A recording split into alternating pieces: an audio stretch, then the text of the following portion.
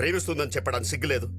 హైదరాబాద్లో నీ దగ్గర ఉంటే సేఫ్గా ఉంటుందని నిన్ను నమ్మి నీ దగ్గర పెట్టి దీన్ని చదివిస్తుంటే దీని వెనక ఎవడు పడుతున్నాడో, దీన్ని చంపడానికి ఎవరు తిరుగుతున్నారో కూడా తెలుసుకోలేకపోయావు. ఆ శంకర్ గాడు ఇలా అటాక్ చేస్తాడని నేను ఊహించలేదన్నయ్య.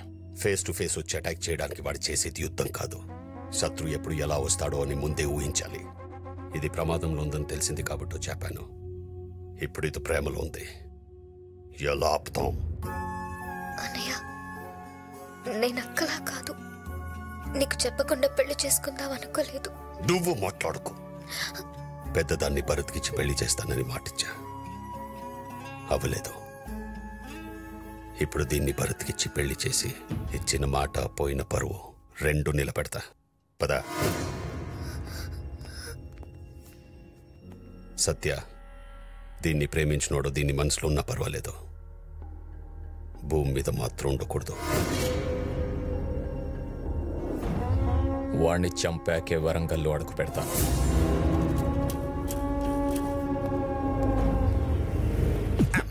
విన్నారుగా, ఆడు దొరకలేని చెప్తే అన్న మనల్ని వేసేస్తాడు, లేదా ఎలాగైనా తీసుకొచ్చామంటాడు.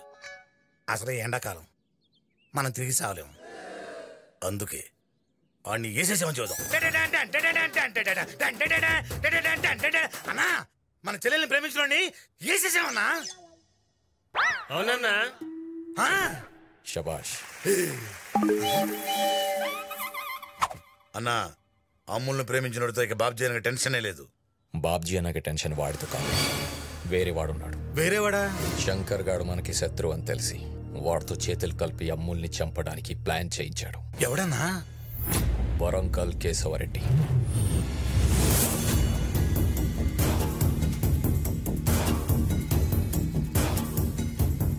నా దగ్గర పనిచేస్తున్నప్పుడు నేను చెప్పినోన్ని దెబ్బ కొట్టడం న్యాయం, కానీ నన్నే దెబ్బ కొట్టాలనుకోవడం ద్రోహం. కాబట్టి వాడంతటా వాడే బయటికి రావడం ధర్మం. నాకింకో నిమిషంలో ఫోన్ వస్తుంది. ఆ బాబ్జీ గాడికి ప్లాన్ లీక్ చేసింది ఎవడో తెలిసిపోతుంది. ఈలోపు మీ అంతటా మీరు బయటికి వస్తే క్షమిస్తా, లేదా చంపేస్తా.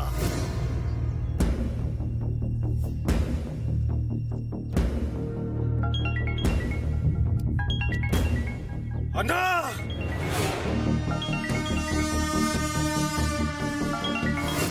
రే మిశ్రా, పని అయిపోయింది, ఫోన్ కట్ చేయరా.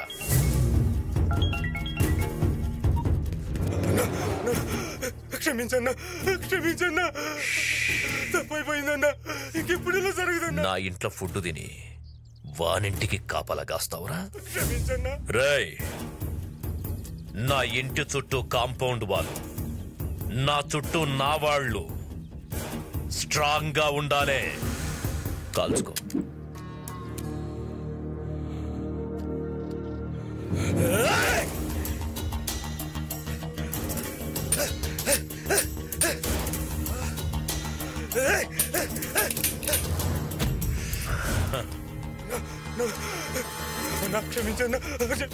రేయ్, ఇచ్చిన రెండో అవకాశం కూడా వాడుకోలేకపోయినావు.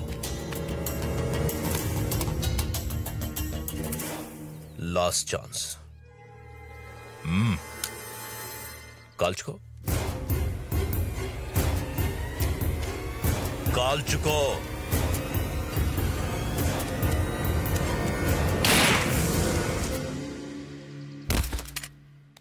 అన్నా అన్నా, ఏంట్రా? గా బాబ్జీ గారి కానీ చిన్న చెల్లెల్ని వరంగల్ తీసుకొచ్చేసిండట. అయితే దాన్ని ఇంకెవ్వడూ రక్షించలేడు.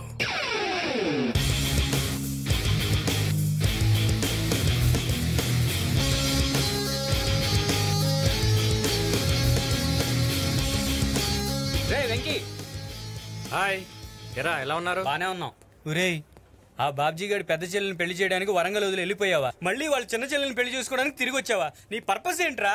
ప్రేమించడానికి ఏ పర్పస్ అవసరం లేదురా. మనం చంపడానికి పర్పస్ చాలరా? లవ్ చేయడానికి పోయి బాబ్జీ గారు చెల్లె దొరికిందా? ఇంకే ఫిగర్ దొరకలేదా నీకు? నేను బాబ్జీ చెల్లెని ప్రేమించలా. నేను ప్రేమించిన అమ్మాయి బాబ్జీ చెల్లెలైంది. దాన్ని నేనేం చేయను? వెంకీ, మనం వెళ్ళి బాంబు మీద పడ్డా, బాంబు వచ్చి మన మీద పడ్డా జరిగేది బ్లాస్టింగేరా. ఆ బాబ్జీ గారు నేను చంపడానికి ఊరంతా తెగ తిరిగేస్తున్నాడు. మళ్ళీ వాళ్ళు రెండో చెల్లెని ప్రేమిస్తున్నామని తెలిస్తే నీ శవాన్ని మర్డర్ చేసేస్తాడు. ఇప్పుడు ఏం చేస్తావురా? కుదిరితే నా స్టైల్లో కన్విన్స్ చేస్తా. కుదరకపోతే వాడి స్టైల్లో వైలెన్స్ చేస్తా.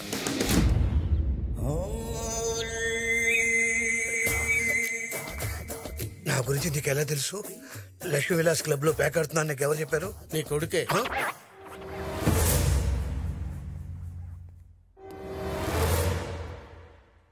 అలా చూడకండి సార్, భయం వేస్తుంది. నీ పేరేంట్రా? నా పేరు మేఘపాపారావు అండి, ముద్దు పేరు పప్పి అండి. సార్ నిన్ను అడిగారా నా పేరు? సార్ నా పేరు సిఫానా శ్రీధర్ అండి, సిప్పి అని పిలుస్తారు. నువ్వేం చేస్తుంటావు? భోజనానంతరం విశ్రమిస్తుంటానండి, విశ్రమానంతరం భోజనం చేస్తుంటానండి. అంటే భోజనం చేసిన తర్వాత రెస్ట్ తీసుకుంటారండి, రెస్ట్ తీసుకున్న తర్వాత భోజనం చేస్తుంటారండి, భోజనమే చేస్తుంటారండి.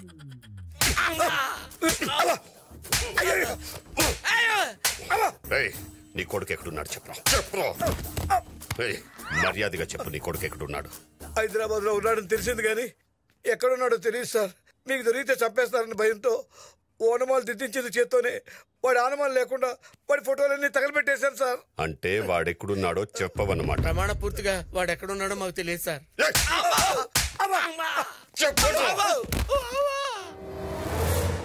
సార్ మమ్మల్ని కొట్టి ప్రయోజనం లేదు సార్, మాకేం తెలుస్తావా సార్? వీడి కొడుకు దొరికేదాకా ఇద్దరు ఇక్కడే ఉండాలి.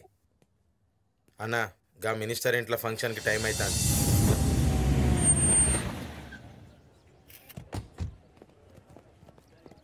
నమస్తే. నమస్తే బాబ్జీ, బాగున్నావా? బాగున్నాను.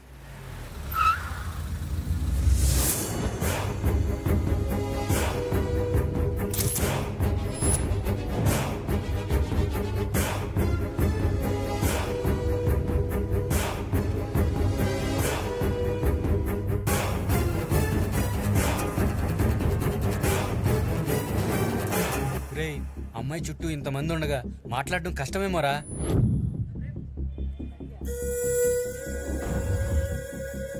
రే, జాగ్రత్తగా ఉండండి.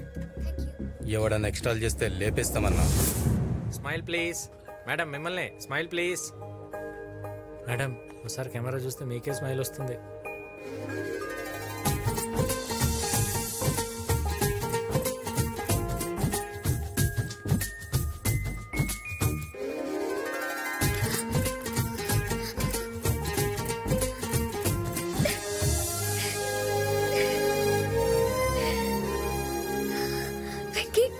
నేను నిన్ను మళ్ళీ చూస్తాననుకోలేదు.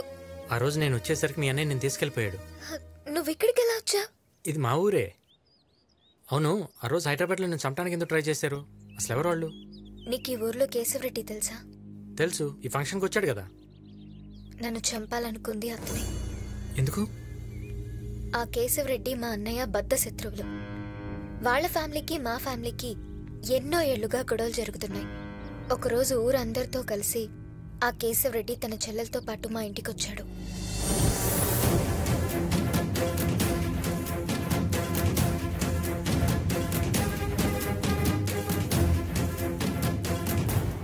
ఎప్పుడూ నన్నేమి అడగని నా చెల్లి మొట్టమొదటిసారిగా నిన్ను పెళ్లి చేసుకుంటానని అడిగింది. నువ్వు లేకపోతే చచ్చిపోతానంటుంది. అందుకే మన మధ్య గొడవలన్నీ పక్కన పెట్టి నీ ఇంటికొచ్చా. నా చెల్లెల్ని పెళ్లి చేసుకో బాబ్జీ. కుదరదని ఇప్పటికే నీ చెల్లికి చాలాసార్లు చెప్పాను. చనిపోయిన మా అమ్మకి మాట ఇచ్చిన అన్నయ్య మా కోసం పెళ్లి చేసుకోను అని వాళ్ళని బయటికి పొమ్మన్నాడు.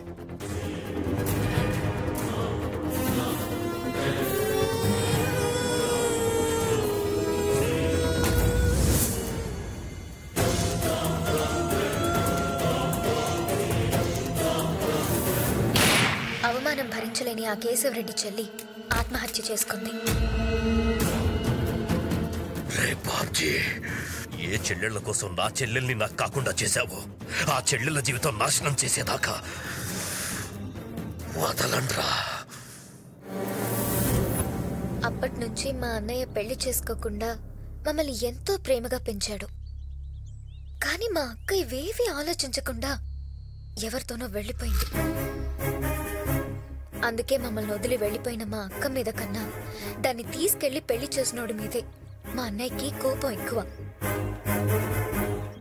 చందు, నీకో విషయం చెప్పాలి.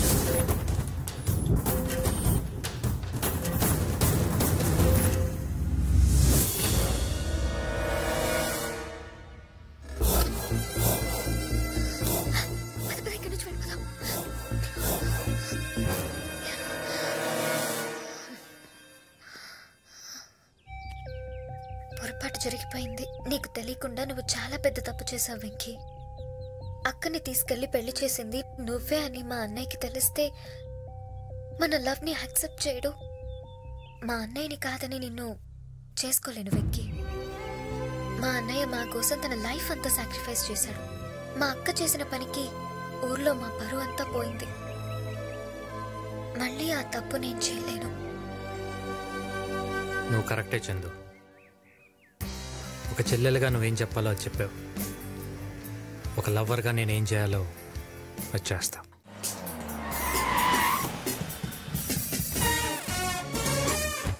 ఒరే సొంట కారు నైరుతిలో తిరగేసి పెట్టు. రావడానికి వచ్చాను పదా. నమస్తే. నమస్కారం బాబ్జీ గారు. చిన్న చెల్లి ఎంగేజ్మెంట్కి ఒక మంచి ముహూర్తం చూడండి.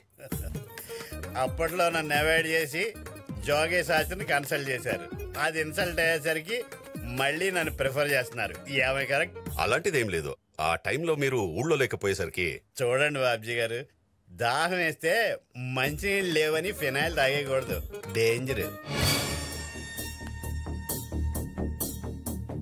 ముహూర్తాలు బాగానే ఉన్నాయి కానీ పరిస్థితులే బాగాలేవు. అంటే మీకు ఆస్తులున్నా వాటికి వాస్తులు లేవు. అందుకే మీరింత పెద్ద ప్యాలెస్లో ఉన్నా మీకు పీసు లేదు. సూటిగా చెప్పండి శాస్త్రి గారు. మీరు ఇంట్లో ఉన్నంతకాలం మీ చేతులతో మీ చెల్లి పెళ్లి చేయలేరు. ఎందుకు? పునాదులు గట్టిగా ఉండాలని భవ్య సిమెంట్తో కట్టారు, రంగులు బాగుండాలని నిర్లక్ పెయింట్స్ కొట్టారు, కానీ వాస్తు బాగుండాలని థింక్ చేయలేదు. You have to follow vastu sir. ఒకసారి ఇలా రండి. వెస్ట్ వేస్ట్ చేశారు, నార్త్ నెగ్లెక్ట్ చేశారు, అందుకే సౌత్ సంఖ్య నాగించేస్తుంది. పైగా మన చెల్లెలది క్యాన్సర్.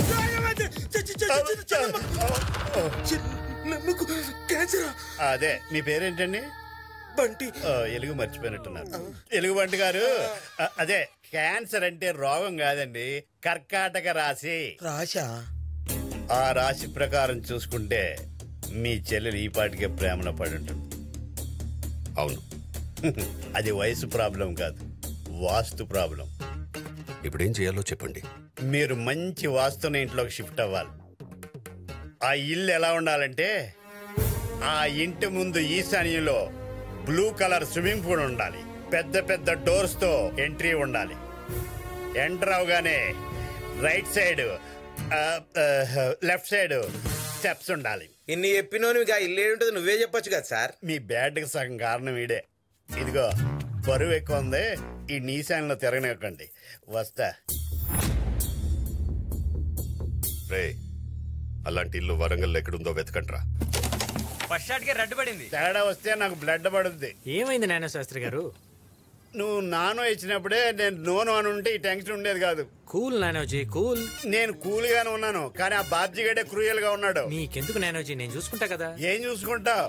నేను చెప్పిన వాస్తులో వాస్తవం లేదని తెలిస్తే ఆ బాబ్జీ గడి కత్తి కనకరం కూడా ఉండదు. అయినా గ్రానైట్ తెచ్చుకుని గాడ్రేజ్ బ్యూరోలోనే ఆ బాబ్జీ గడిని తెచ్చుకుని ఇంట్లోనే పెట్టుకుంటే ఎంత రిస్క్. నానోజీ, గుడి అన్నాక పసుపు, బీచ్ అన్నాక ఇసుక, బాబ్జీ అన్నాక రిస్క్ తప్పదు కదా. ఎలాగైతేనే ఆ బాబ్జీ గారు మా ఓడింట్లో కాలు పెట్టబోతున్నాడు అనమాట. అసలైన ఆట ఇప్పుడు మొదలెడతాం. ఏంటది? ఏంటంటావేంటయ్యా? పెయిన్ కాబట్టి బాడీ అంతా. సరే సరే, మబ్బులు పట్టాక రేణు దెబ్బలు కొట్టాక పేరు తప్పవు చెప్పి. ఇలాంటి సూక్తులు ఎవడైనా చెప్తాడు. ఊరే నీకు దండం పెడతాను, వాడు వచ్చే టైం అయితే చూస్తున్నారు. నా మాటిని మీ అబ్బాయి ఎక్కడ ఉన్నాడో చెప్పరా? నాకు తెలిస్తే చెప్పనయ్యా. ఆడు నా వంశానికి ఎక్స్టెన్షన్ అవుతాడు అనుకున్నా కానీ టెన్షన్ అవుతాడు అనుకోలేదు. అందుకే వాడి ఫోటోలన్నీ తగలబెట్టేశాడు. ఆనవాడు కూడా లేవు. అయితే నాదొక ఐడియా. ఏంటది? నా దగ్గర మా నాన్న చిన్నప్పుడు ఫోటో ఉంది. ఎత్తుకో ఈ ఫోటో. ఇది తీసుకెళ్లి వాడికి ఇచ్చి ఆడే నీ కొడుకని చెప్పావనుకో, వాడు నమ్మేసి మనల్ని ఇక్కడి నుంచి బయటికి పంపించేస్తాడు. నీ ప్లాన్ కనుక వర్కౌట్ అయ్యి మనం ఇక్కడి నుంచి బయటపడ్డాం అనుకో, మనం మనం బలంపురం.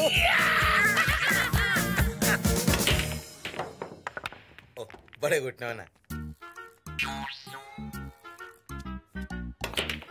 సార్, ఏంట్రా ఇద్దరు కలిసి వచ్చారు? మీతో మాట్లాడదామని వచ్చాను సార్. రాత్రంతా ఇద్దరం కలిసి కూర్చుని డీప్ గా ఆలోచించి ఒక డెసిషన్ తీసుకున్నాం సార్. ఏంటది? నా కొడుకు మీద నాకున్న ప్రేమ కన్నా మీ చెల్లెల మీద మీకున్న ప్రేమ డామినేట్ చేసింది సార్. నా కొడుకు చేసింది ముమ్మాటికి తప్పే సార్. అందుకే వాడి ఫోటో మీకు చూపించాలనుకుంటున్నాం. మీరు చెప్తుంది నిజమేనా? మిస్ అయిన మలేషియన్ ఫ్లైట్ అయినా దొరుకుతుందో లేదో గానీ ఈ ప్రూఫ్ తో డెఫినెట్ గా నా కొడుకు మీకు దొరుకుతాడు సార్. చూడండి.